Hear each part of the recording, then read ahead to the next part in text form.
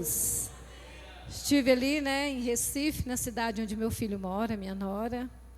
E eu estava comentando com meu esposo hoje, falei, como é bom a gente ter filhos assim, generosos, né?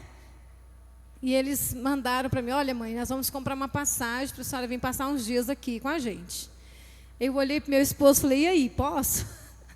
Ele falou, pode, vai, deve, né? Então, e o Senhor abençoou, né? Eu fui para Recife, fui para fazer uma missão. Eu tenho certeza que houve grandes maravilhas ali naquela viagem. Conversamos bastante ali, né? Tivemos momentos ali de oração, tivemos momento de lazer, tivemos momento de reunião de família. Então, assim, o Senhor nos deu esse momento tão especial, o qual eu nem estava esperando. E estou aqui novamente, junto com vocês, povo de Deus. E é maravilhoso, nós estamos na presença dEle. E lá eu pude visitar uma igreja que há tempos a gente segue no Instagram, olha e vê, né? E eu falei, gente, o dia que eu for lá em Recife, eu quero ir nessa igreja. O Senhor me abençoou e eu fui lá naquela igreja maravilhosa, Igreja Assembleia de Deus, IEAD do Pernambuco. Pensa, uma igreja poderosa no sentido de estrutura física, estrutura espiritual, um povo tão abençoado, um povo tão acolhedor, me senti tão bem lá e quero voltar novamente, né, quando eu for lá. E eu quero deixar aqui para os irmãos, né, a palavra que o Senhor colocou no meu coração, em Romanos 8, 28, que fala assim, e sabemos que todas as coisas contribuem para o bem daqueles que amam a Deus, daqueles que são chamados por seu decreto.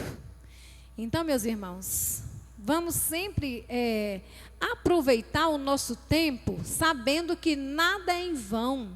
Todas as coisas vão contribuir para o bem na sua vida, se você estiver ligado na videira verdadeira, que é o Senhor Jesus.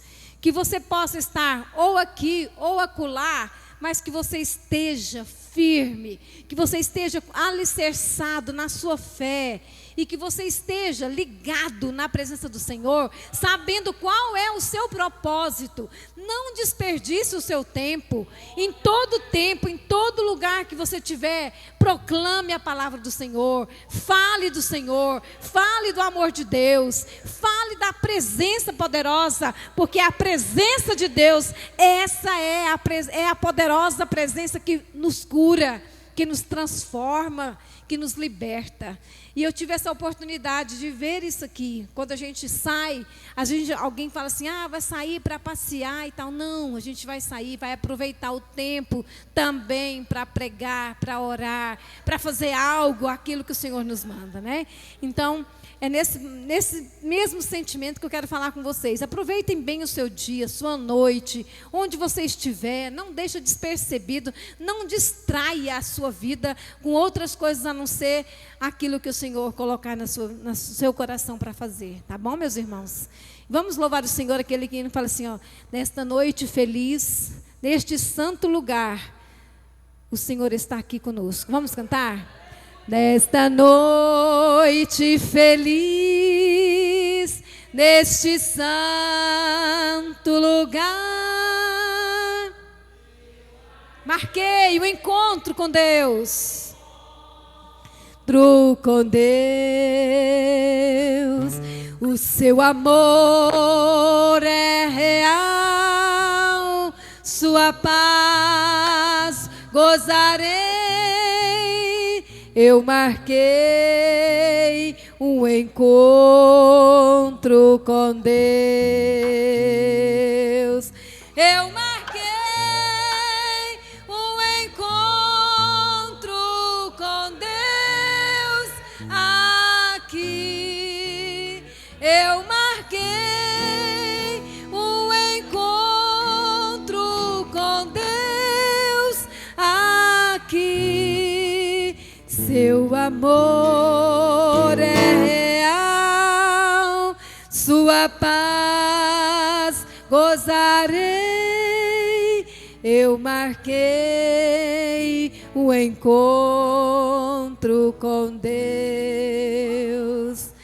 a pastora Eliamar cantou esse corinho e eu falei, eu vou cantar, nós vamos cantar juntos novamente, porque esse corinho é um encontro com Deus. Muito obrigada, Deus abençoe vocês, meus irmãos. Glória a Jesus. Queria convidar o pastor para fazer a apresentação das pessoas que nos visitam nessa noite, do pastor que estará ministrando, o irmão que estará ministrando a palavra nessa noite. Amém. Meus irmãos, mais uma vez, paz do Senhor Jesus, tudo bem? Antes de fazer a apresentação das pessoas maravilhosas, queridas que estão conosco, eu queria meditar com você um pedacinho, só um versículo, só uma parte B de um versículo, pode ser? Deus tem falado muito comigo, e eu tenho falado aqui na igreja a respeito de restaurar, resgatar a autoridade da Escritura. Não é resgatar a Escritura porque ela a gente já tem, mas a autoridade dela. E para isso a gente precisa buscar de todas as maneiras, para a gente entender como é que Deus fala com a gente, e às vezes a gente não entende, ou pelo menos não entende tudo o que Ele quer falar. Já viu que quando às vezes você está perto do seu filho, querendo contar uma história para ele, aí ele não está entendendo, aí você fala assim, não, eu vou desenhar para você. Quando Deus fala através de tipos, quando Deus fala através de figuras, Ele está desenhando para a gente compreender melhor a sua palavra. E esta semana eu tirei para dedicar, para estudar um pouco, porque vai ser tema depois aqui na igreja, para estudar sobre o tabernáculo, diga comigo, o tabernáculo, o templo de Salomão, o templo de Herodes. Para falar a verdade, esse último que eu citei aí, eu já tinha ouvido falar, mas nunca tinha parado para prestar atenção o quanto tem a ver com os dias que nós estamos vivendo nos dias de hoje. Na verdade, irmão, nós sabemos que o tabernáculo, ele foi levantado no primeiro dia do primeiro mês do segundo ano que eles tinham saído do Egito. Então tem a ver com a libertação, tem a ver com a Santa Ceia, tem a ver com o povo de Deus. Se tem a ver com o povo de Deus, tem a ver comigo e com você. Aquele tabernáculo, irmão, era para que todo mundo reconhecesse que ali estava a presença do Senhor Deus que tirou eles da escravidão. É tanto que a arca da aliança estava lá, e durante muito tempo funcionou aquela reverência, aquele pessoal, todo mundo ali, entendendo o significado de cada peça naquele tabernáculo. Mas com o passar do tempo, e aí é que mora o perigo, irmão. No Evangelho de João, capítulo 4, versículo 35, o Senhor Jesus diz: erguei os vossos olhos, ou levantai os vossos olhos, e vedes as terras, que já estão brancos para a ceifa. E foi aí que Deus chamou a minha atenção. Veja, nós estamos vivendo um momento muito triste e muito negro na história, tanto da política como do mundo em geral, e por que não dizer, até no meio da cristandade. Então, minha gente, aquele primeiro tabernáculo era como se fosse, vamos supor que aquele tabernáculo era essa caixinha de som aqui, ó, essa aqui, ó. E vamos supor que o templo de Salomão fosse isso daqui. E vamos supor que isso daqui fosse o de Herodes. Só para a gente ganhar um tempo, irmão, quando chegou nesse aqui, que era do Herodes, 1500 anos depois que eles tinham saído lá da escravidão, a tendência da gente é isso. Com o passar do tempo, a gente tende a esquecer as maravilhas que Deus fez na nossa vida, ou que Deus está fazendo na nossa vida. O templo de Salomão, esse segundo aqui, ó, foi uma das maravilhas, foi uma coisa estrondosa, foi, na época foi a coisa mais forte que aconteceu. Mas com o passar do tempo, um pouco daquelas pessoas já passaram a não perceber que aquele templo era a própria presença de Deus que andava com eles. Que aquele templo representava a própria comunhão deles com Deus. E pior ainda, quando chegou 1500 anos depois que eles tinham saído do Egito, como eu disse, que foi reformar, na verdade foi uma restauração, que o rei Herodes, irmão, foi aquele mesmo que perseguiu as crianças nascidas em Belém, inclusive para tentar eliminar o Senhor Jesus, o Filho de Deus. Olha que coisa mais esquisita, né? O homem que foi encarregado para construir o maior de todos os templos, que representa a presença de Deus, estava com o firme propósito de destruir o verdadeiro templo de Deus, que é o Senhor Jesus. Olha como é que é a história.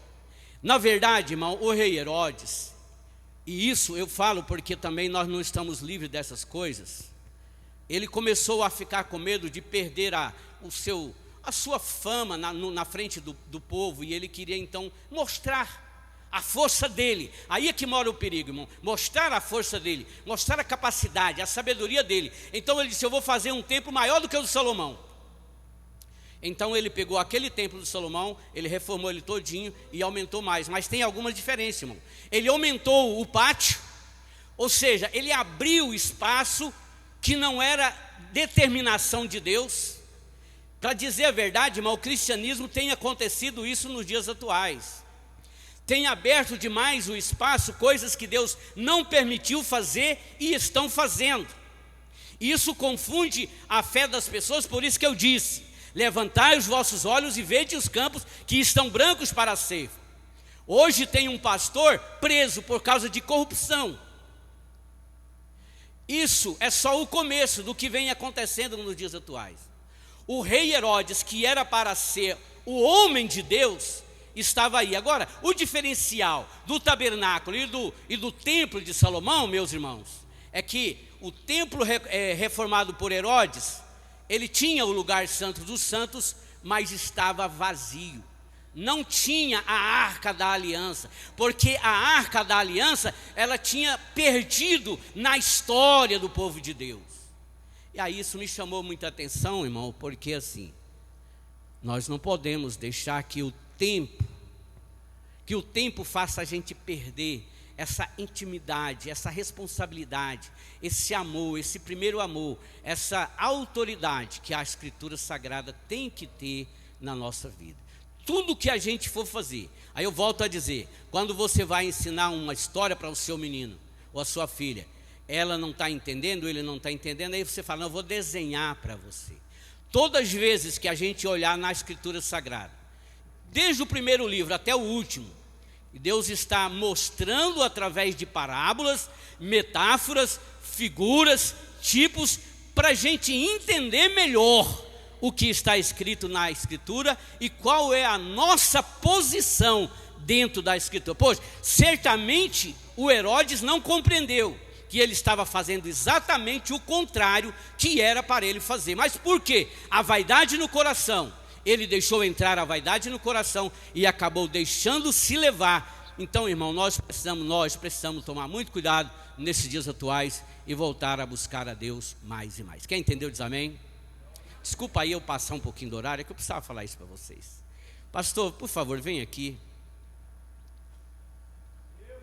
Vem aqui, fica juntinho comigo aqui, que eu vou fazer uma apresentação só. Todo mundo que está junto com o pastor, fica de pé, por gentileza. Então nós queremos com muita alegria nesse momento. Tem mais alguém que está visitando a gente nessa quinta da Vitória? Se tiver, faz assim. Tá, só esses, né? Que nós vamos dizer a eles: sejam bem-vindos no nome do Senhor Jesus. Deus abençoe, pastor. Eu acho que é a primeira vez, pelo menos, que eu estou aqui, né? Tomara que volte outras vezes. Deus abençoe. Então, Deus abençoe, meus irmãos. Eu devolvo aqui para as irmãs continuar dirigindo esse culto maravilhoso. Pode ter certeza, irmão, enquanto eu estiver aqui, nós vamos lutar, se for preciso, até como Esdras fez, para resgatar. Porque a gente tem a tendência, irmão, de quando a gente aprende um cristianismo do nosso jeito, Qualquer outra coisa que venha, não, isso aí, não. Então Deus está triste com muitos de nós, e Deus precisa que a gente volte a viver a fé dos primeiros apóstolos. Não precisa mais do que isso. Aquela fé onde Deus estava no primeiro lugar em suas vidas. Que Deus abençoe.